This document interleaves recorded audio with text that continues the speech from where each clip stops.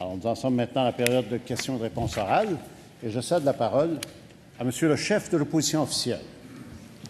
Monsieur le Président, je vais vous faire une prédiction. Je vais poser des questions au premier ministre sur le montage financier du REM. Et il va essayer de dire que si on pose des questions là-dessus, c'est parce qu'on est contre. Alors, cette prédiction étant faite, on va voir s'il va répondre aux questions. Il nous avait dit que c'était un projet autofinancé et qu'il y avait, je cite, 0 subvention gouvernementale ou municipale. Bien là, on a fait les comptes et on se rend compte qu'il y a 300 millions d'Hydro-Québec que tous les usagers vont payer, 500 millions qui ont été ajoutés au dernier budget, 133 millions par an pour toujours. Alors, le premier ministre est passé de 0 subvention à un dépassement de coûts d'1 milliard, plus 133 par année pour toujours.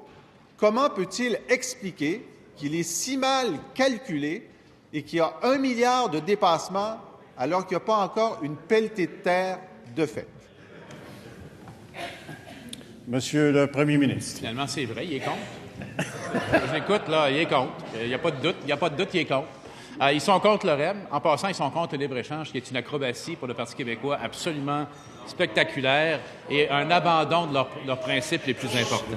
Maintenant, je vais encore dire à quel point ce projet est important pour le Québec. Il n'y a pas de dépassement, le projet n'est pas commencé, franchement. Alors, l'Hydro-Québec met 300 millions. Quelle bonne nouvelle. L'Hydro-Québec a investi dedans parce que, voilà, en passant, ça marche comment, le train? À l'électricité. C'est vrai, j'avais oublié. Et on a également ajouté des sommes pour pas qu'il y ait de taxes de REM pour les habitants des banlieues et des municipalités. Il devrait plutôt nous féliciter de ça. Mais il a plutôt manqué l'occasion à plusieurs reprises, comme ça a été le cas pour Bombardier Aéronautique, comme c'est le cas pour le libre-échange. Il a manqué l'occasion d'être en continuité avec les principes de son parti politique qui, à une autre époque, appuyait le développement économique au Québec et d'affirmer son soutien pour le train électrique, son soutien pour le libre-échange, son soutien pour le développement économique du Québec, au lieu de rester concentré sur leur seul objectif réel, qui est la séparation. Première complémentaire, Monsieur le chef de l'opposition. Alors, j'ai presque la tentation de dire George W. Bush sort de ce corps. Parce qu'il disait toujours, vous êtes avec nous ou vous êtes contre nous. Je lui demande au premier ministre un dépassement de coût d'1 milliard de dollars par rapport à son engagement à lui que ce serait un projet autofinancé. Il n'est pas à 1 milliard près. Pour lui, c'est des peanuts. Il n'a pas à s'expliquer. Monsieur le premier ministre. Les analogies du collègue sont vraiment très, très intéressantes, mais on manque un peu de temps pour les reprendre en détail. Mais il n'y a pas de dépassement de coût. Le projet n'a pas commencé. Alors, effectivement, on a confirmé notre... C'est de l'amateurisme, franchement. Là. On a confirmé notre investissement en équité. Le gouvernement fédéral a confirmé son investissement. Le mode reste à fixer selon que la Banque fédérale verra le jour ou pas, mais l'investissement lui-même n'est pas en cause. Ça fait de ce projet un projet réel. Et le message que j'ai envoyé aux Québécois hier et ailleurs qu'au Québec également, parmi tous les changements profonds que notre gouvernement a introduits au Québec, il y a celui-ci. C'est fini l'époque où les grands projets au Québec s'enlisaient de façon indéfinie. Quand on voit un grand projet, ça fait juste 14 mois qu'on a signé l'entente avec la Caisse. On est déjà sur le point de lancer les travaux. C'est extraordinaire, on avance. Deuxième complémentaire, Monsieur le chef de l'opposition. Je comprends que le premier ministre, pour lui, alors qu'il avait promis 0 et qu'il dépense 1 milliard de plus, pour lui, ce n'est pas important. C'est de l'amateurisme. Mais comme c'est celui qui avait promis que le CHUM et le CUSUM n'auraient pas de dépassement de coûts et qu'on a été à plusieurs milliards de plus que ce qu'il avait prévu, c'est la méthode du premier ministre. 1 milliard de plus, 2 milliards de plus, 3 milliards de plus, ce n'est pas grave. L'amateur, c'est lui. Monsieur le premier ministre. Le collègue va avoir beaucoup de problèmes à rétablir sa barque, là, parce que si j'avais à quelque chose, puis je ne veux pas lui manquer de respect, là, il sait que je l'apprécie sur le plan personnel, mais c'est pas pire que de me comparer à un ancien président américain. Dans le fond, c'est pas si mal.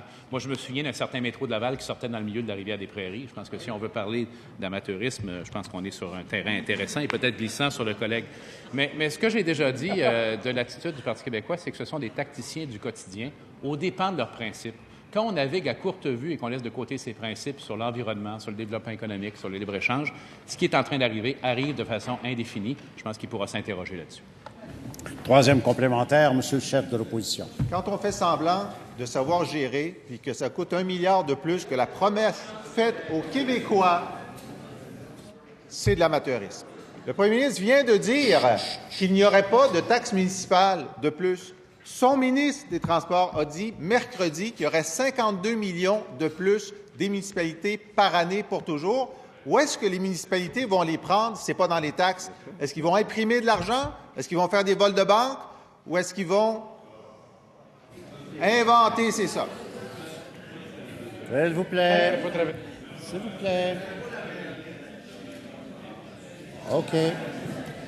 Ce serait peut-être intéressant d'écouter la réponse du premier ministre.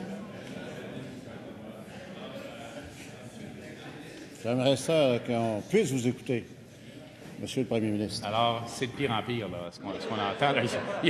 Franchement, il va falloir un certain sérieux redressement dans cette formation politique-là. Et je répète encore une fois, Monsieur le Président, que lorsqu'on navigue à courte vue sur des objectifs tactiques quotidiens, comme faire une alliance avec un parti politique dont on ne partage pas la moitié des objectifs, ça ne peut pas faire autrement qu'échouer et donner lieu à ce résultat. Et ce qu'on voit, c'est ce résultat.